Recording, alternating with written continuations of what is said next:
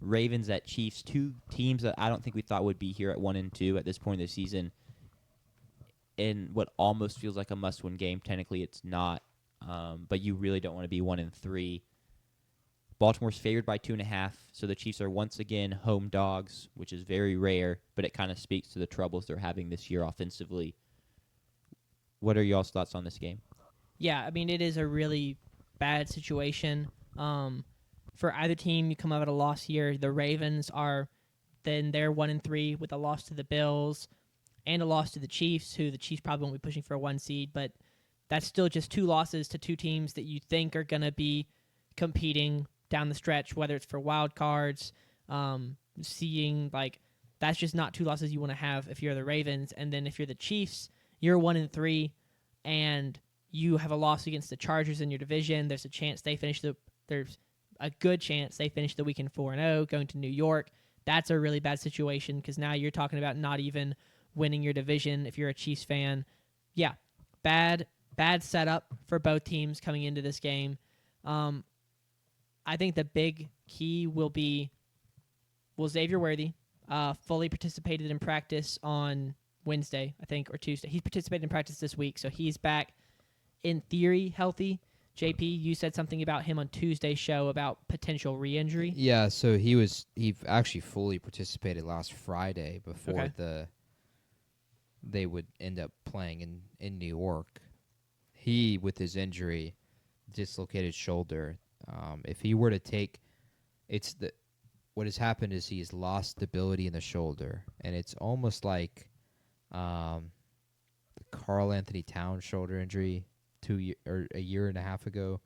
No, the Julius Randle shoulder injury, if you remember that one. That makes more sense. Yes, where he just has struggle, of course, lifting his arm above his head. For Julius Randle, that matters because you got to do that to play basketball. Yeah. You don't necessarily have to do that for Xavier Worthy playing football, but if he were to take a hit, it very likely could pop out. That's the same thing was happening with Julius, where like his shoulder could just pop out shooting a ball. So he had to get surgery. Xavier needs to avoid hits, and it's about a 50-50 chance on taking a hit that he would pop his shoulder out, and then he would have to get the surgery. Yeah. He'd have no choice at that point. So he'd have to protect himself if he does plays. Yeah, trying to avoid getting hit while playing football. I mean, that's kind of the goal, I guess, if you're a wide receiver or running back, but then it becomes a matter of, surgery, season-ending surgery or not. And at his size, like a hit could be just a little touch. Yeah. Yeah. I mean, it could be like a saw what corner Travis playing Kelce press did to him. coverage Yeah. who just gets physical. So that's a scary thing to monitor for the Chiefs because if you lose him at wide receiver, it's back to just really Hollywood Brown and Tyquan Thornton. Tyquan Thornton's been their best receiver. Who's been playing very well. But you're still missing Rasheed Rice, thank you, due to suspension for another Criminal. 3 games Yes. after this. Sorry, 2 games because this is week 4, 6-game suspension. So you'll be missing including him this one. 3 games, including this game. I've got the stats up here, and so I can't really ask y'all. I asked Chromie earlier. We were hanging out playing, and I said, I asked him about the Ravens offense, what they average, where they rank in points per game. And he was like, I think you're trying to fool me, so I'm just going to say 27. It's first. The Ravens offense is averaging 37 points per game. I mean, they're just absolutely frying. And then if you look at their defensive points per game, they are 31st, allowing 32 points per game. And that's an easy way to find yourself in a bad situation is if you're allowing 32 points per game in the NFL, where often you see scores like 20-17, 17-14, 21-17. Like that is like probably a typical NFL game is like upper teens, lower 20s. If you're giving up 32 points per game, you are setting yourself up for failure. They're last in the NFL in yards per game allowed at 415. We think the Chiefs offense is bad. We know the Chiefs offense has been playing bad. But they have Patrick Mahomes, and so we kind of not expect them. There's always a chance that he could go off and have a night and play like the best quarterback in the NFL and win them a game. And he's doing that against the Ravens defense this weekend. What are your thoughts on that matchup? A really putrid Ravens defense against Patrick Mahomes in a banged-up wide receiver room. Yeah, well, this is the prove-it game for the Ravens defense in terms of, y'all want to act like you're still a good unit. And right now, you could kind of try to convince yourself, well, we played the Bills and we played the Lions, right? Like, those are just two top offenses, and they got away from us. This Chiefs offense hasn't played well against anyone yet. And so if they play well against you, you lose any credibility to try and act like you're a good defense still. So this is your chance to find consistency on defense and prove that you're still a competent and good unit, because literally everyone else has done that against the Chiefs, right? So make your statement. And it's the flip for the Chiefs of, like, this is your opportunity to play a defense that's struggling. Even if they want to say they're still good, they're clearly giving up more points and yards than they would like. So now here's your chance to take advantage against a bit of a struggling unit and prove that you can still be a competent and quality offense. So it goes both ways. I'm not entirely sure what I expect to happen, but it's definitely a good point. It's a kind of a key matchup on both sides. Here comes JP to disagree with me again. No, I think I'm not sure it necessarily applies, because I think this is just a different scenario, because these are just two teams that they will have now played each other 3 times in 19 months, which means they've played each other more than they've played even their divisional opponents. And point blank, Mahomes owns Lamar. He's 6-1 against Lamar Jackson, and he has every game but one outperformed him statistically. And I just expect Mahomes to play well against this defense, and I agree. Like, I don't think the Ravens are going to stop the Chiefs. I think the Chiefs are going to score 30+. I think they'll do that this weekend in Arrowhead.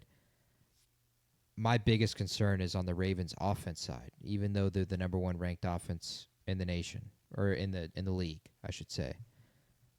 They last week were pressing. You could clearly tell that, like, when Lamar went off the field and they hadn't scored points, he was frustrated visibly, and it almost felt like in him it was like, man, we needed that score to have a chance in this game because our defense is playing so bad. Week 1, they took their foot off the gas pedal for no reason the last time they have the ball against the Bills. And then you have the Derrick Henry fumbles. And I think that actually plays a factor. Not that he fumbles, but like I said on Tuesday, I'm concerned that he's going to run differently because he is just trying to protect the ball and get through the game without fumbling it. And when you think of Derrick Henry, you think of, one, his ability to just blow by you, which he's a freak at. He's just faster than everyone somehow. But 2, you think of his stiff arms. You think of him running through people, running through tackles, not being afraid. He plays like fumbling forward. isn't a possibility. Because it hasn't been. Right.